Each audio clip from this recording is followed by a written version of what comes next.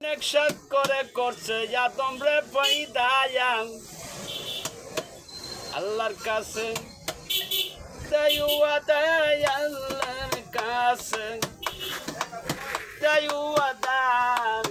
এই কথাই আমার দিন নবী বলেছে দেখ নারী মন বিচার করে মানুষ রূপে গো কয়জন আছে মানুষেরই লেবাজি ধরে